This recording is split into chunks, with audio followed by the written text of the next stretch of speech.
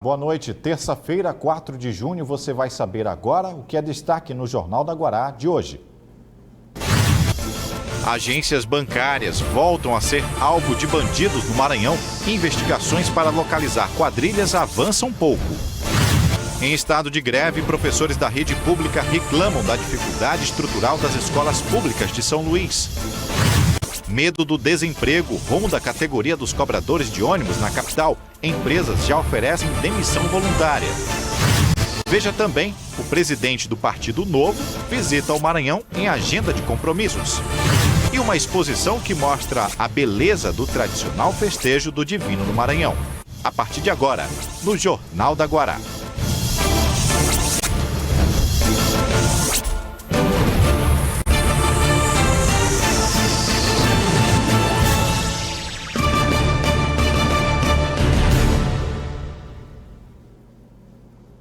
Há anos, os professores da rede pública municipal de ensino de São Luís se queixam da situação maltrapilha em que estão as escolas da rede municipal de ensino.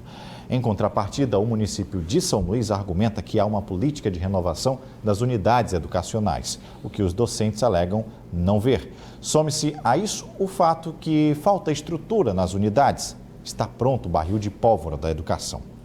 Professores estão em estado de greve e uma reunião entre a categoria e a Secretaria de Educação tentou aferrecer ânimos em busca de um consenso para não prejudicar os estudantes.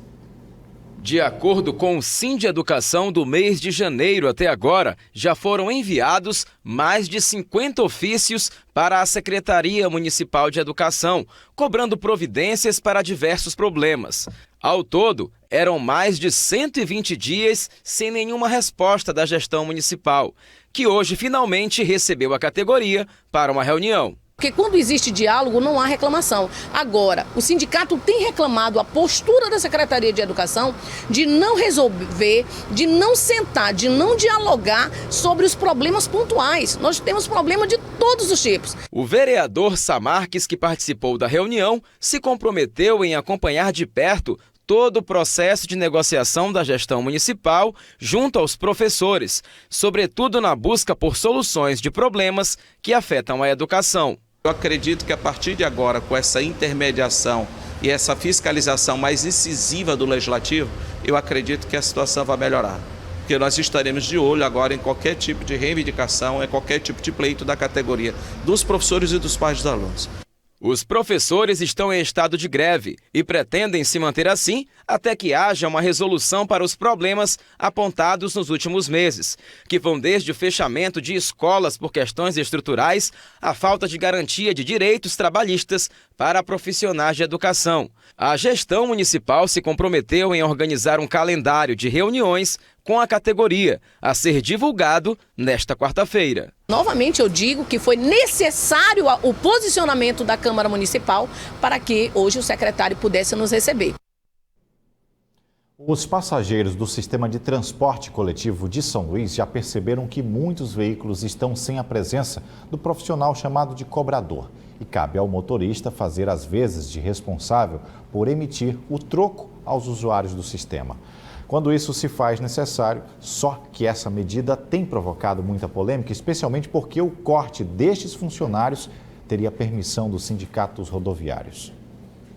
O Sindicato dos Rodoviários negou a possibilidade de uma paralisação nos próximos dias e que vai buscar, junto à Justiça, uma forma de reverter a ameaça de redução do número de cobradores de ônibus. Estamos, inclusive, aguardando uma reunião entre a SMTT e o Ministério Público, que a gente possa fazer esse debate. Entendemos que é um debate delicado.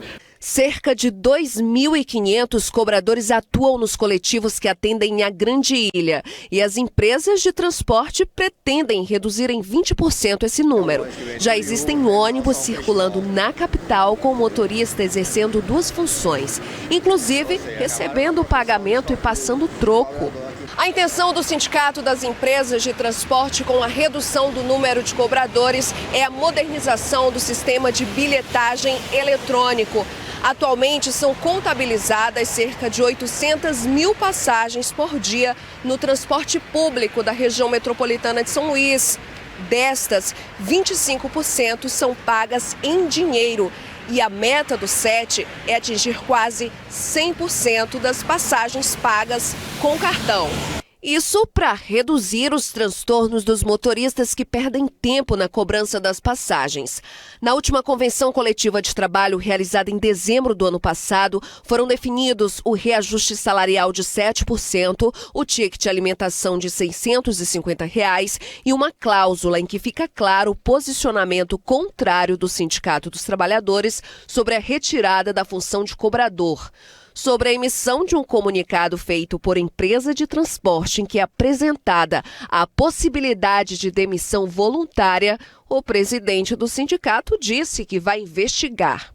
Estamos monitorando toda essa situação, inclusive o que está circulando com relação a essa questão de demissão em massa ainda não chegou para nós aqui, nem mesmo pelos trabalhadores, já chegou para a gente aqui questões de demissões que nós estamos investigando hoje ao longo do dia para saber que tipo de demissões é essa, por se tratar de uma categoria que tem uma rotatividade muito grande, então praticamente todo início de mês há demissão em todas as empresas, então nós vamos estar investigando isso no dia de hoje para saber qual é que é o tipo dessa demissão. Um dia depois de mostrarmos aqui no JG o arrombamento e explosão de caixas eletrônicos em plena Avenida dos Holandeses, um dos corredores mais caros de São Luís, bandidos voltaram a agir com explosivos. Só que desta vez no interior do estado, aumentando o número de ações deste tipo. Segundo a polícia, os criminosos armados que invadiram o município de São Bernardo na madrugada desta terça-feira estavam em uma Hilux preta. Na agência do Banco do Brasil, eles explodiram um cofre que estava vazio.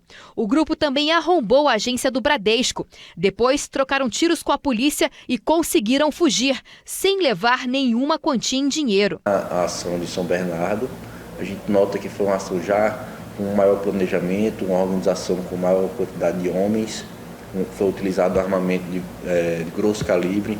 Então a gente já nota que se trata de uma organização até interestadual. Esse é o segundo ataque a banco registrado somente nesta semana. Na madrugada da última segunda-feira, foi arrombada uma agência do Banco do Brasil na Avenida dos Holandeses. A polícia ainda investiga o caso, que tem 4 suspeitos. Pelo que a gente já investigou, a gente tem a informação que são 4 indivíduos que agiram no local. Contudo, a gente ainda está diligenciando no intuito de identificar e qualificá-los. Por enquanto, a polícia acha pouco provável que as 2 ações criminosas tenham sido realizadas pela mesma quadrilha, até por conta da diferença de atuação dos criminosos. Em São Luís, foi utilizado o explosivo artesanal para arrombar a agência do Banco do Brasil, enquanto que em São Bernardo a ação foi mais coordenada. Nesses primeiros 6 meses, já foram registrados 7 arrombamentos no estado, sendo 3 deles em São Luís e 4 no interior do Maranhão, nos municípios de Santana do Maranhão, Santa Inês, Pedro do Rosário e São Bernardo. Para combater as quadrilhas especializadas em assaltos a bancos, a polícia tem investido no programa Operação Maranhão Seguro. Durante o mês, em datas estratégicas, equipes daqui da capital vão para todas as regiões do interior e lá são feitos policiamentos ostensivos visando a inibir essas ações. Depois do intervalo, desafio da inclusão para a educação autista. Você vai ver ainda uma entrevista com um sobrevivente do massacre do Carandiru, que hoje dá palestras de orientação e também de motivação a presos de justiça pelo país. O que avançou na política prisional no nosso Brasil? É já, 6h42.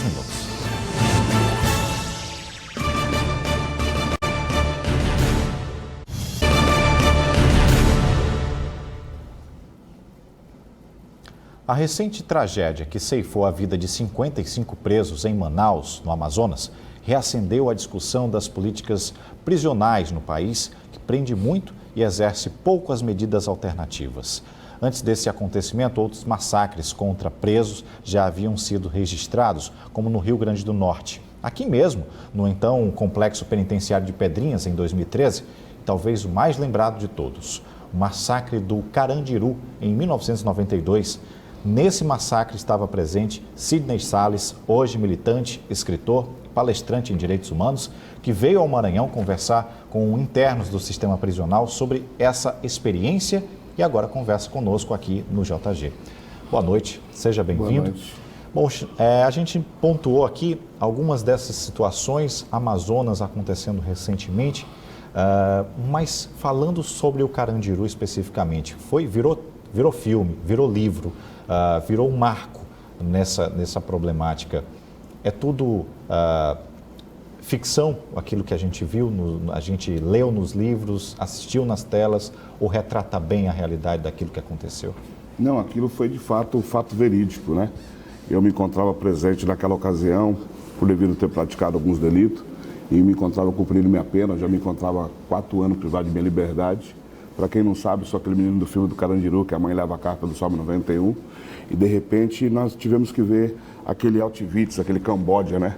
Aquela falta de controle, e ali eu creio que foi o start para que o Estado pudesse dar uma olhada e diferenciar a sua ausência dentro do sistema carcerário, que ali foi o start para que pudesse o Estado perceber que era um barril de pólvora, né?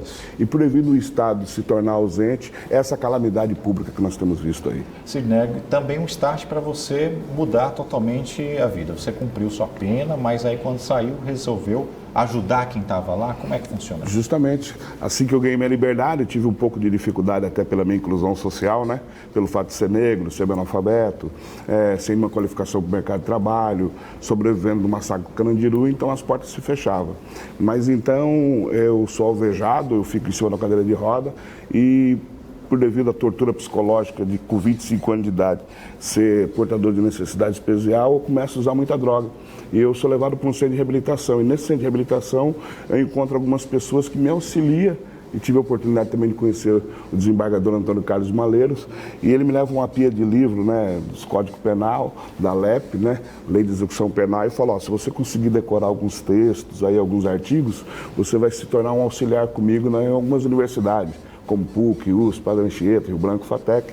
E depois de 6 meses ele retornou a essa instituição e falou, fez algumas perguntas, eu respondi as perguntas, ele falou, o bom professor nunca dá 10 para o aluno, eu vou te dar 9,2. E a partir de hoje você vai começar a fazer palestra comigo em algumas universidades. Passado um ano que eu já tinha tido a minha alta da instituição da reabilitação, eu já tinha angariado uns fundos de dinheiro que ele tinha me dado, foi onde então eu aluguei uma chácara e comecei a montar meu primeiro centro de reabilitação. Hoje nós temos 5 centros, eu tenho 3 que é abrigo institucional. Aonde funciona? Eu tenho 2 em Jundiaí e 1 em Várzea Paulista e mais 2 centros de recuperação, né? Os 3 é para pessoas em situação de vulnerabilidade, risco social e pessoal, ter os vínculos rompidos, fragilizados com seus familiares, e os outros 2 é para pessoas decorrentes quanto ao uso e abuso de substância psicoativa. É casa de recuperação que eles falam, né? Comunidade terapêutica. Bom, esse diálogo que o senhor está tendo aqui aqui no estado do Maranhão, o que vem trazendo de mensagem para o nosso sistema carcerário, que também tenta melhorar, tenta avançar, acompanha às vezes o ritmo de crescimento de todo o Brasil, às vezes se destaca, às vezes nem tanto. Qual é a mensagem que o senhor vem lembrando?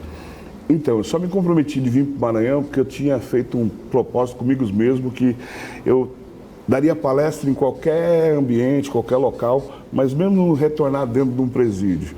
Mas quando nós acabamos de vir dos Estados Unidos, né, eu estive lá na Brasil Conferência e eu tive a oportunidade de conhecer o governador do estado, Flávio Dino. E quando eu vi lá o Flávio Dino, eu vi a proposta que ele pôs, que eu fiz. Eu participei do painel junto com ele, o governador Flávio Dino e juntamente com o Luiz Barroso. A proposta que ele colocava, eu falei, nossa, essa ideologia, sabe, de APAC, de não deixar os presos ficarem oscilando, mas implantar oficinas, educação acompanhamento psicológico, levar o poupa-tempo para dentro do sistema carcerário. Nossa, eu achei isso que é o meu sonho, sabe, de convencer algumas pessoas a implantar isso dentro do sistema carcerário. E foi por isso que nós viemos para o Maranhão. E hoje foi, para mim, um dos dias mais importantes da minha vida. Eu estive no Complexo São Luís, palestrando para alguns deles, e diversos deles, aproximadamente em torno de uns 100, sabe, tiveram toda essa aproximação a mim, através do depoimento, do testemunho, e eu vi lá ele se comprometendo, de fato, talvez ser um Sidney também na vida. Avanços na política prisional do Brasil. O senhor tem essa experiência, pôde viver, sentir na pele, teve essa experiência aqui no nosso estado do Maranhão. Nós estamos no caminho? O Brasil precisa melhorar muito? Como é que está isso? Essa conferência que teve lá em Harvard, nos Estados Unidos, ela buscou justamente alguns pontos com mais problemática no Brasil e catou as pessoas que têm feito a diferença no nosso solo patriarca. E o governador Flávio Dino, ele foi justamente uma pessoa que foi convidada por devido a essa eficácia desse novo modelo. É óbvio que já tem Minas, tem São José do Rio, São José dos Campos, mas Maranhão, ele é o destaque hoje desse modelo prisional, entendeu? E eu acho que nós deveríamos provocar até a visita aqui do nosso ministro Sérgio Moro para ver o trabalho que tem sido executado e fazer isso em cadeia nacional. Bom, falando agora do seu trabalho literário, você também escreveu um livro, além de poder proporcionar essas palestras, passar experiências, passar essa informação, essa confiança, você também escreveu um livro baseado nas suas experiências? Eu sou escritor do livro Paraíso Carandiru, o homem que levado ao inferno encontrar a porta do céu, né? Paraíso Carandiru, porque Carandiru para mim foi uma das piores coisas que já aconteceu na minha vida. E o paraíso é hoje onde eu vivo, que eu posso oferecer oportunidade para outras pessoas, né? Hoje eu tenho 140 abrigados, alunos, tenho mais 40 pessoas em CLT de carteira assinada, alguns me chamam até de empresário, aí eu me empolgo um pouco, mas eu prefiro ficar no termo da humildade, né? Tentando fazer um pouco mais para essas pessoas que se encontram em situação de vulnerabilidade. E agora estamos escrevendo o segundo livro para contar essa outra história, né? Que aquela foi o passado, porque eu digo assim, o meu passado me condena, mas o meu presente tem que me absolver. Então eu conto esse passado, essa transformação de vida, mas agora eu quero colocar dentro desse livro todo esse contexto dessas 5 unidades e quero também incluir essa história do Maranhão. Perfeito. Eu queria que o senhor pudesse deixar uma mensagem para quem está nos assistindo, para quem está privado de liberdade e precisa ter uma mensagem. Eu quero dizer para você, meu caro ouvinte, telespectador, de que na vida tudo é possível quando você crê, quando você acredita e quando de fato você coloca a perseverança em primeiro lugar. Eu tenho um ditado que diz que coragem ela é mais que uma qualidade, ela é uma obrigação para aqueles que têm fé. Então, nada está perdido, porque eu conheci diversas pessoas que não tinham nenhum norte, nenhuma estrada a seguir e elas conseguiram superar todas essas adversidades da vida e por isso também eu acredito em você. Eu sou exemplo, sou modelo e creio que eu sou uma pessoa que hoje eu me encontro numa posição de referência para as pessoas que se encontram privadas de sua liberdade, mas que têm uma grande expectativa. E o que move o sonho de qualquer pessoa é o sonho. Sonha, porque o sonho é o motivo de você chegar em algum lugar. Talvez ele não possa ser concluído na íntegra, mas em algum lugar você vai chegar e Deus vai te abençoar em nome de Jesus. Sidney Salles, escritor e palestrante em direitos humanos, parabéns. Muito obrigado pelas orientações, pelo seu depoimento. Satisfação. Muito boa noite. Boa noite. Olha, aumentou o número de crianças com autismo matriculadas na rede de ensino em todo o país, mas os desafios de integrar essa garotada ainda são inúmeros. Entenda o porquê, na reportagem da Elinalva Cardoso. Bernardo tem 6 anos de idade. Assim como qualquer outra criança, ele gosta de se divertir e brincar com os colegas. Mas nem sempre foi assim. Antes de vir para esta instituição da rede particular de ensino, o menino que é autista teve dificuldades para se relacionar e aprender. Eu não sentia muita segurança na escola que eu estava. Eles exigiam que a gente colocasse uma psicóloga, terapeuta acompanhante do Bernardo, a gente conseguiu colocar. Só que por ser uma escola muito grande, a gente tinha medo porque era muito aluno na sala e ele vivia chorando, ficava irritado. E o autista não gosta de muita gente na sala, muita zoada. Ao descobrir que o menino era autista e insatisfeita com o desenvolvimento dele na escola onde estudava, a mãe procurou outra instituição para atender às necessidades do menino. A professora nos chamou na escola e pediu para a gente levar no psicólogo ou no neuropediatra, para fazer uns exames, verificar se isso dele era timidez, por que ele era tão disperso, né? E daí, a primeira vez que eu fui na neuro, eu fui já meio assim, sem esperança, porque já tinha os sintomas, né, dele. ela falou, olha, ele está dentro do espectro. Eu não posso dizer que ele está diagnosticado, porque isso a gente está com 5 anos de idade. Daniele diz que hoje Bernardo vive uma realidade bem diferente. Aqui eu senti muita segurança. Eles nos acolheram muito bem. Inclusive, tudo que acontece com o Bernardo, eles já nos comunicam. Se for para melhorar, eles pedem também ajuda, alguma coisa. De psicóloga, a gente já está com uma tutora na sala. Isso ajudou muito ele. Na sala de aula ou na recreação, a criança recebe acompanhamento e atenção especial dos professores e colegas. A tarefa que é feita com ele, a gente estimula, incentiva, tanto por parte das crianças, quanto do professor e quanto a tutora que acompanha, né, que no caso seria a Angélica, mas hoje ela está de atestado, nós estamos com outro auxiliar. A escola onde Bernardo estuda atende outras 16 crianças com transtorno do espectro autista. Aqui, a procura por vagas para pessoas com essa deficiência aumentou nos últimos 3 anos. Isso, a necessidade hoje, cada dia mais, né, tem sido maior de um preparo tanto da estrutura como também dos profissionais e do planejamento. Dados do censo escolar divulgado anualmente pelo Instituto Nacional de Estudos e Pesquisas Educacionais Anísio Teixeira revelou um crescimento no número de matrículas para pessoas com autismo. O número de estudantes com transtorno do espectro autista matriculados em classes comuns no Brasil aumentou em quase 40% em um ano. Para se ter uma ideia, em 2017, pouco mais de 77 mil crianças e adolescentes estudavam na mesma sala de aula que pessoas sem deficiência. Já no ano passado, esse índice subiu para 105 mil alunos. Isso, a escola tem se preocupado muito através da demanda e da necessidade que nós temos. A seguir, vamos esclarecer dúvidas do consumidor no quadro Toque Jurídico. Agora são 6h58.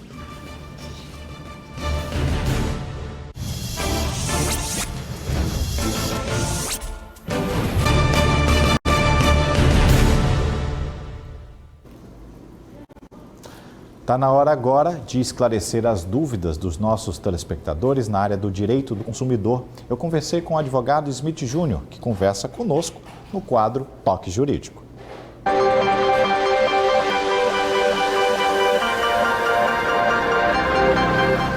Mais uma vez, o telespectador vai poder ter orientações jurídicas sobre seus direitos. Vamos com o Toque Jurídico de hoje, recebendo o Dr. Smith Júnior, dentro desse nosso quadro semanal. Seja muito bem-vindo mais uma vez, Dr. Smith.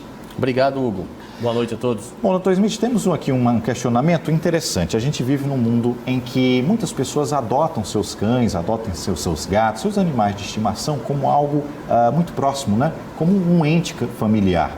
Isso, na verdade, né? São animais, nós somos animais vivendo em sociedade. Bom, e a gente lança aí a primeira pergunta para você poder acompanhar. Olha só.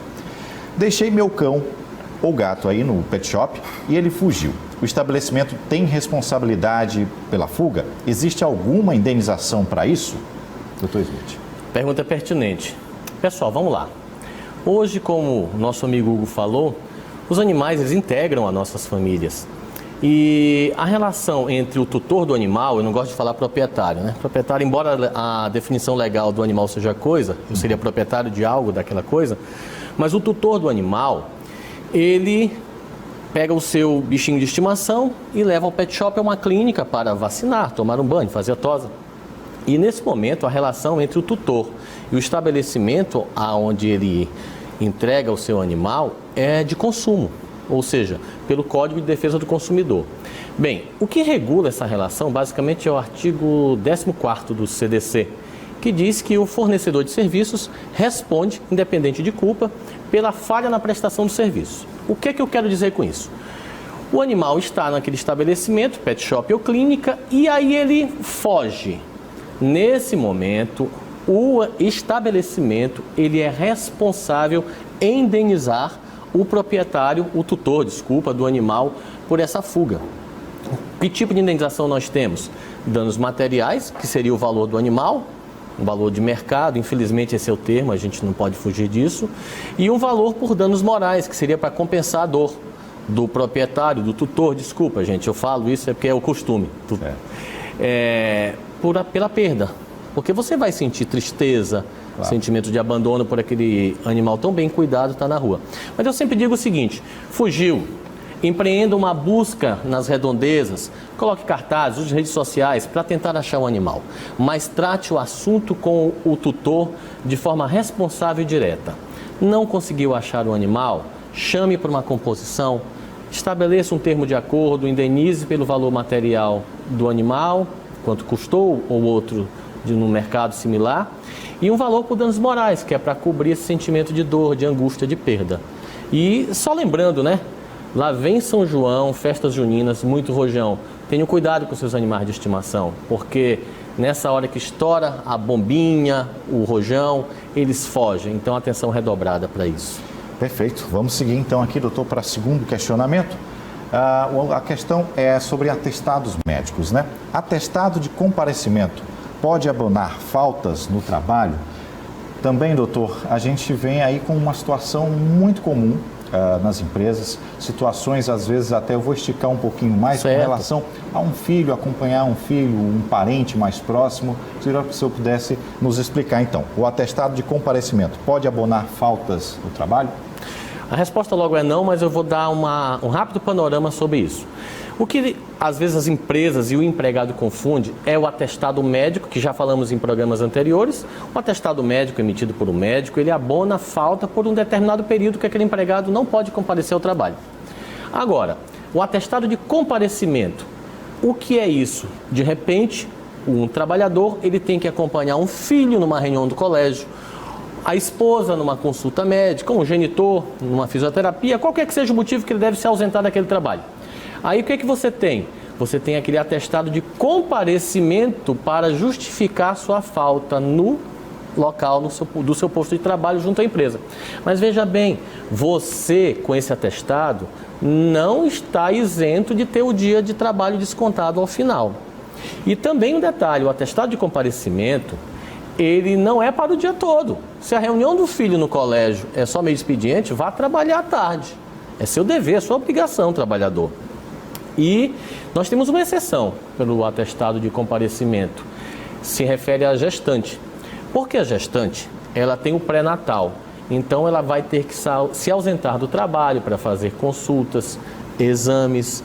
Às vezes, tem que acompanhar qualquer tipo de atividade, vamos dizer assim, que não seja ligado diretamente à questão de saúde, mas um curso para que ela vá ter, quando vai ter a criança e tudo mais. Então, o atestado de comparecimento para a gestante, ele alivia a falta e o empregador tem que aceitar. E também mais um detalhe, que as empresas têm que atentar. Você não pode exigir que o atestado de comparecimento seja emitido e assinado por médico. Qualquer pessoa no local em que o trabalhador esteja, pode emitir esse atestado e assinar. Desde que esteja bem documentado, bem documentado, porque de repente ela tem que ir a uma repartição pública. E ali não vai ter um médico. Sim. Então alguém da repartição vai emitir um atestado que a pessoa compareceu ali para que ele entregue ao trabalho. Dr. Smith Júnior, no nosso Toque Jurídico, mais uma vez, muito obrigado. Obrigado, Hugo, também. Obrigado a todos os telespectadores. Boa noite.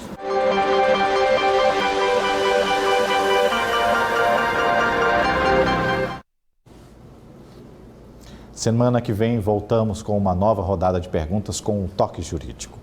Olha só, 2 crianças maranhenses naturais da cidade de Bacabal morreram após um deslizamento atingir a montanha em que elas estavam no Chile. Elas estavam acompanhadas dos pais e teriam ultrapassado uma área de segurança.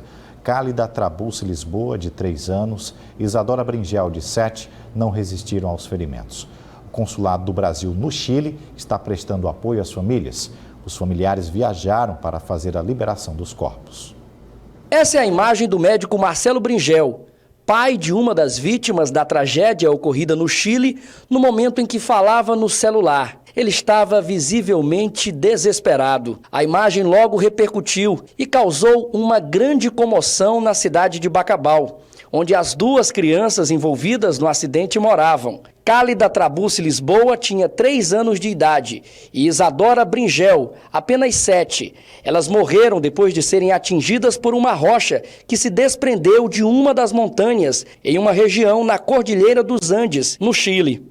As duas meninas estavam com as famílias, em uma viagem que havia sido programada há meses. Era a realização de um sonho, que se transformou em pesadelo. O ônibus onde estavam as duas crianças teria ultrapassado uma barreira que impede a passagem por risco de deslizamento. E foi nessa área que a rocha se desprendeu e atingiu as brasileiras. Cálida morreu no local. Já Isadora ainda foi socorrida, levada em um helicóptero a um centro médico, mas não resistiu e morreu horas depois. As duas crianças estavam acompanhadas dos pais em uma viagem de turismo que começou no dia 29 de maio. Segundo o tio-avô de Cálida Trabulce Lisboa, que tinha 3 anos, a viagem terminaria justamente nessa terça-feira, dia 4, data em que a família toda está em luto pela morte da criança. Não tem tristeza maior. Parece que está assim, rasgando o peito da gente, coração. Uma criança de 3 anos. É lamentável. Colega da minha filhinha aí. E, assim, a pessoa saiu na alegria, era mais um presente do pai. E a criança queria brincar na neve, aquele sonho de criança. Então fizeram isso aí, ele juntamente com outro colega dele que é médico. E foram com a família. E, infelizmente, eu não sei, aconteceu isso aí. A escola onde as duas crianças maranhenses estudavam amanheceu assim, com as portas fechadas. É que as aulas foram suspensas. Por aqui, logo nas primeiras horas desta terça-feira, o clima era de comoção, tristeza e de muita saudade. Segundo informações das famílias das duas crianças envolvidas nessa tragédia ocorrida no Chile, os corpos devem chegar nos próximos dias ao Brasil e devem ser sepultados na capital do Maranhão, em São Luís. Esta é a segunda tragédia envolvendo famílias brasileiras no Chile. Há menos de 2 semanas, 6 turistas morreram intoxicados por gás em um apartamento na cidade de Santiago, no Chile. A seguir, exposição fotográfica mostra a magia do festejo do Divino. Agora são 7h11. Fique agora com a Tábua de Marés para amanhã.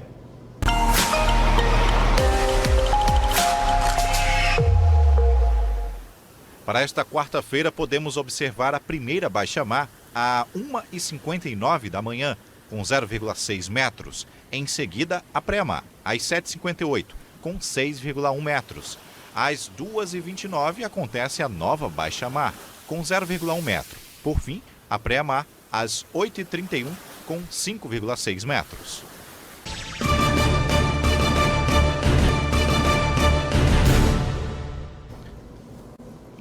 A religiosidade popular do Divino Espírito Santo está sendo apresentada a maranhenses e turistas em uma exposição fotográfica em cartaz no Fórum Desembargador Sarney Costa, no Calhau.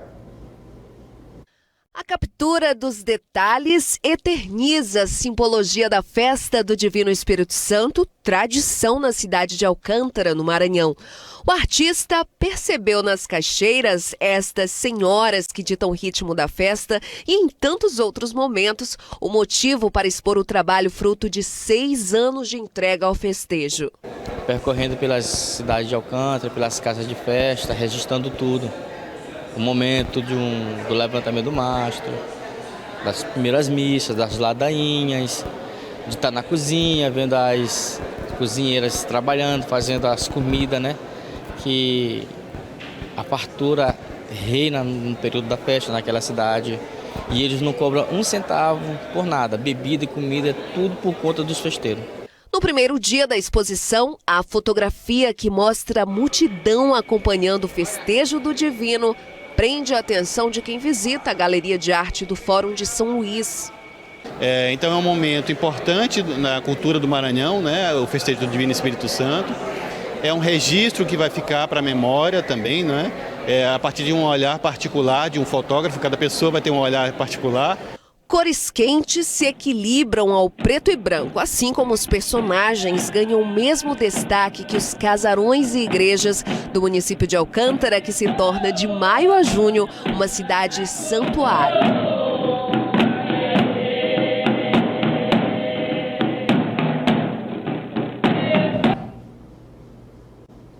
Outras notícias no portal guará.com. JG termina aqui. Você fica agora com os analistas, que recebe hoje João Amoedo, do Partido Novo.